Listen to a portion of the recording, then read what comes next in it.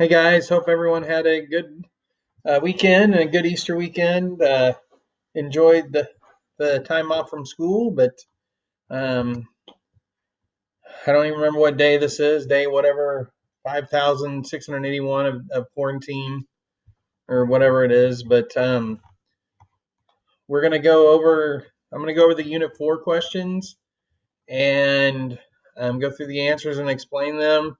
And then tomorrow, after my first office hour, so office hours tomorrow, 9:15 to 10:45. I'm going to use that to review anything from Unit 4 before I post the retest. So I will post the retest after my office hours tomorrow. So if you're going to retest, I'll be putting the grades in the morning. You can look at your grade from the Unit 4 test. That was the one we took right before we got out for the quarantine. And if you want to retake it, it's going to be 2 open response questions, just like they're going to give you for the actual exam. And so you'll have, I'll just give you 2 open response questions on a Google form. You'll fill out your answers and you'll send it back. And guys, it's going to be pretty detailed questions. And it'll be, but I'm going to let you do it like College Board's going to. So open note. You can use your notes and answer them, the open response questions, okay? So let's go through the Unit 4 questions. And then, like I said, I'm not posting it tomorrow until after my office hours, which I want to use a review session. So if you have any Unit 4 questions, ask me during that time period, and then I will post. I'll post the questions, and I'm doing that because I want you guys to use your notes and everything to look up answers, and not have the quiz in front of you asking me during office hours about any of that information. So tomorrow, my office hour is 9:15 to 10:45. That's all I'm going to do tomorrow. I'm not going to get back on at 1 o'clock. I'm going to do my 90 minutes in the morning and then post the quiz. And then we'll go over it, or go over the test. We'll go over that test Wednesday. The test, if you're going to do the retest, guys, that test has to be turned in by Tuesday. It won't be due on Wednesday this time. It'll be a test, and it will be due on by Tuesday. So it is turned in before I go over the answers. If you turn it in after I make the video and post it with the answers, I'm not going to accept it. It's a retest. You'll get the score that's on your Scantron if you don't turn it in before I do the discussion. So that's what it's going to be. All right. So let's go through the open response here. Or sorry, the multiple choice here from Unit 4, just some of the Unit 4 questions. Guys, you have the Unit 4 review. Also, you can look over that. Remember, Unit 4 was the money and the banking. So money, Federal Reserve, loanable funds, the money market. So it's all the money stuff and the money multiplier, right? So all the following are true regarding money except B is the wrong answer. Commodity money is not used more than fiat money today. Most money is fiat money today. Remember, fiat money is money because the government says it's money. It has no other value other than we believe it's valuable. All right. Number 2, which of the following is true regarding the balance sheet of a commercial bank? Excuse me. So remember when we do the balance sheet, the T-chart, and they do like that as an open response. Remember, the left-hand side is assets, the right-hand sides are liabilities, and the right answer is C on this one. Demand deposits are considered a liability because the bank has to pay those when we demand our money. That's why it's a demand deposit, right? Number 3, which of the following best explains why the money demand curve is downward sloping? Guys, you also have the graph notes. You can look over all the graph notes. You'll have all of these graphs with you, right? So why is the money demand curve downward sloping? Let's see. I got to read all the answers here. Oh. Interest rates in window. No.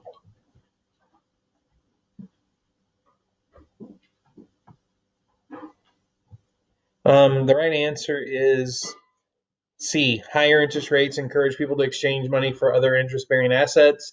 So when interest rates are high, the demand for money is low. So that's why it's downward sloping. As the interest rates go down, there's more demand for money, cash money being held. All right, number 4, a decrease in the supply of money will cause which of the following? So if the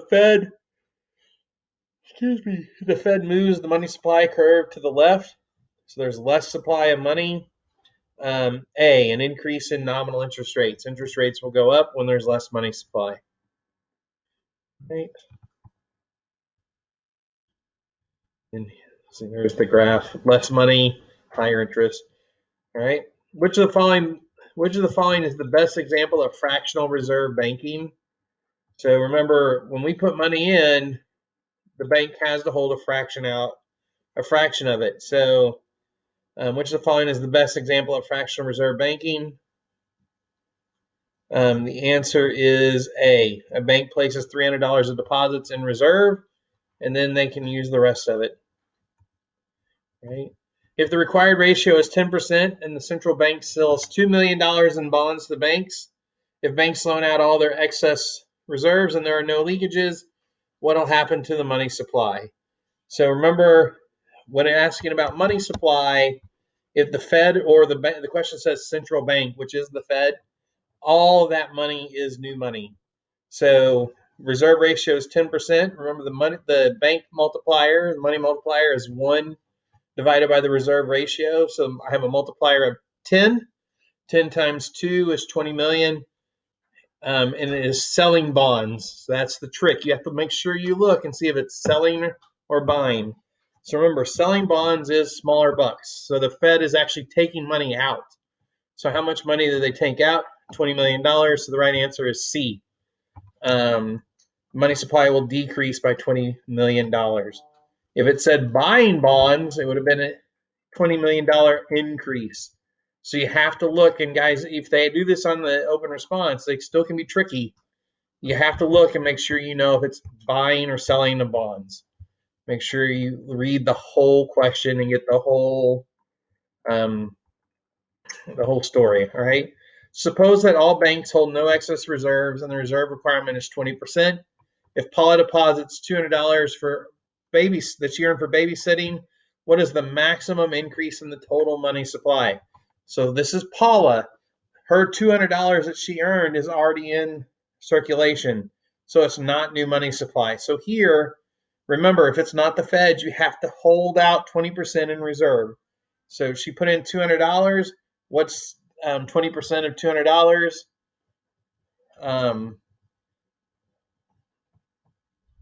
Let's see, the bank has to keep $40 of it.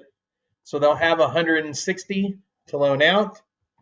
The multiplier is 1 over the reserve requirement. Reserve requirement is 20%. So the multiplier is 5. So 160 times 5 is $800. So C is the right answer there. The banks will be able to create $800 new dollars from her $200 deposit. All right. Number 8, which of the following is true regarding the central bank's use of open market operations? Remember, open market operation is buying and selling of bonds. That's what we're talking about. Okay. So which of the following is true when they use an open market operation? A is not true. They do not always result in inflation. Decreasing the discount rate will increase the money supply.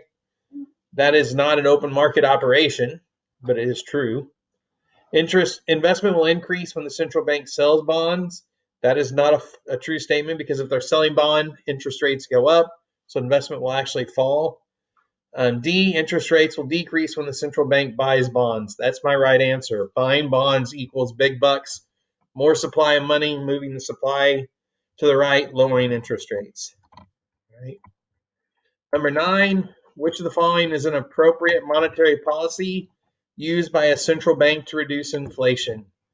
Right? So which of the following is an appropriate monetary policy used by the central bank? So the Fed's monetary policy, remember there's 3 tools: buying or selling bonds, changing the discount rate, which is what the Fed can charge other banks, or changing the reserve requirement. So if we are having inflation, which of these will the Fed do to fight inflation? Right? Decreasing government expenditures. That's not a Fed option. That's a fiscal policy, not a monetary policy. The Fed can't change what the government spends. Changing taxes. The Fed can't change taxes.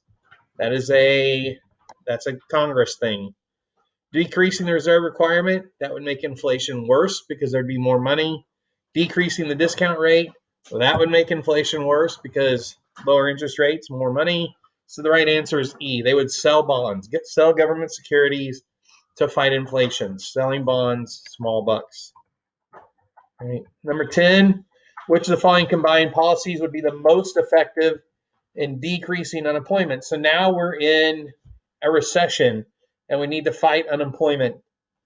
Right? So this is that question is asking combined policy. So it's asking what should we do fiscally and monetary policy. So fiscal policy to fight a recession, you got to cut taxes. So we know the answer is either going to be A, B, or C. Discount rate. You want to make it easier for banks to get money so they can loan more money. So the discount rate has to decrease. So now I'm down to A or B being the right answers. And then the reserve requirement. How much do banks have to keep in them? If I want more money in circulation to fight the recession, I'm going to decrease the reserve requirement so banks can loan out more of their money. So the right answer is A. All right. Number 11, which of the following is true of the federal funds rate? Federal funds rate is C, the interest rate that banks charge each other. And remember, the Fed doesn't actually control the federal funds rate. It just manipulates it through buying and selling of bonds. Right? Number 12, the Federal Reserve can increase the federal funds rate most effectively by, so they want to increase the federal funds rate, they're going to sell bonds. A, that's the best way to control the federal funds rate is through bonds. All right. Number 13, if the nominal interest rate is 7% and the expected inflation rate was 5%, and the actual inflation rate turns out to be 11%, what is the expected real interest rate and the actual real interest rate? So remember, real interest is nominal minus expected inflation. So they expected to get 2%. They actually got negative 4%. So the right answer is A. So if you took out a loan with this bank and inflation got up to 11%, it'd be like them paying you 4% when you paid off back your loan. You'd be paying it back in money that was worth a lot less than you borrowed. Right? Number 14, if businesses predict that the economy will improve and sales will increase in the future, which of the following will occur in the loanable funds market? Right? So which of the following will occur in the loanable funds market if businesses predict the economy will improve and sales will increase in the future? Okay, so if I'm a business and I think things are going to get better, what will happen in the loanable funds market right now? So if I predict a better future, I want to get loans now so I can have my businesses in place for when the economy gets or is much improved. So the demand for loans will increase, and if everyone's borrowing money, interest rates will increase. So the right answer is B.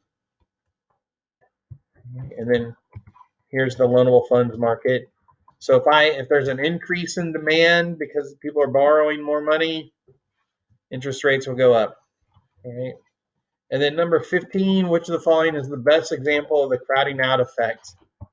So remember, crowding out is when the government is using all the extra loanable funds. So every time the government runs a deficit, which in the United States is pretty much every year since 2000, we run a deficit, right? So what happens? There's more demand from the government for loanable funds, and interest rates go up. So deficit spending results in high interest rates, and it decreases private investment. So the answer to 15 is D. Right.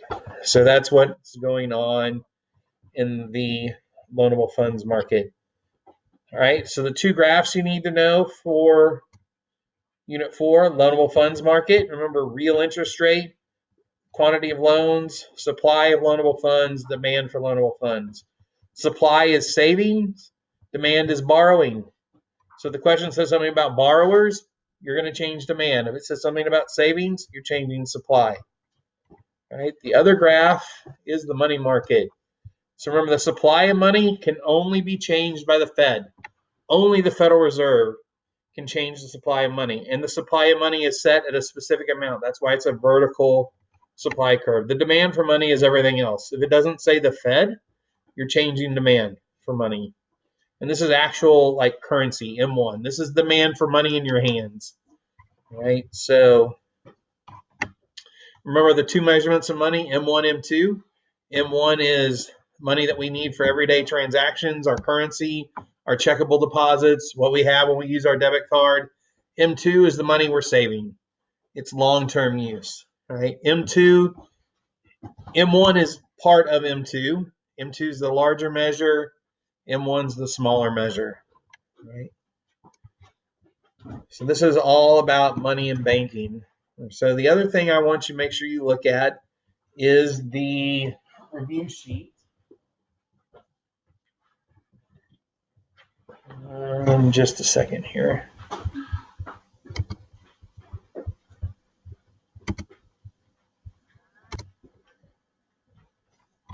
All right, guys, we're back here. Sorry about that.